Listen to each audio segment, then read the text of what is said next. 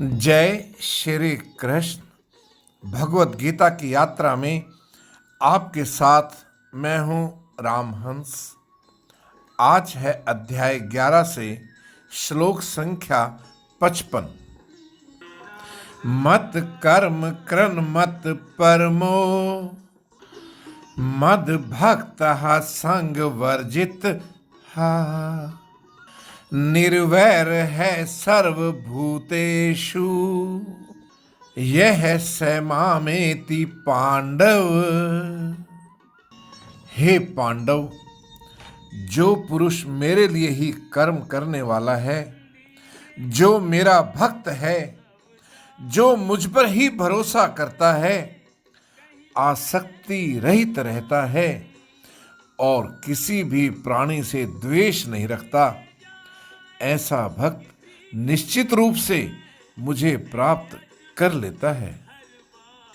भगवान इस श्लोक से अध्याय 11 का समापन कर रहे हैं और इस अंतिम श्लोक में वो बता रहे हैं कि कोई उनको कैसे प्राप्त कर सकता है। उन्होंने इसके लिए 5 बातें बताई हैं। वो कहते हैं जिसमें ये 5 गुण होते हैं वो निश्चित ही मुझे पा लेता है। तो दोस्तों, आइए जानते हैं कि एक अनन्य भक्त में वो 5 गुण कौन से होते हैं। पहला गुण होता है मेरे साथ घनिष्ठता। वो प्रत्येक कार्य मेरे लिए करता है, उसका प्रत्येक कर्म भगवान को अर्पित होता है। वो ऐसा कोई अन्य कर्म नहीं करता जो भगवान को समर्पित ना हो। दूसरा गुण है मुझ पर आश्रित। उसका पूर्ण विश्वास केवल भगवान की कृपा पर होता है। वो ये सोचता है कि केवल प्रेममयी भक्ति ही भगवान की दिव्य कृपा प्राप्त करने का एक उपाय है। तीसरा गुण है वे मेरा प्रिय भक्त होता है। मेरा प्रिय भक्त किसी अन्य प्रकार की आध्यात्मिक क्रियाओं जैसे अष्टांग योग करना, यज्ञ आदि करना, वो ये सब करना आवश्यक नहीं समझता।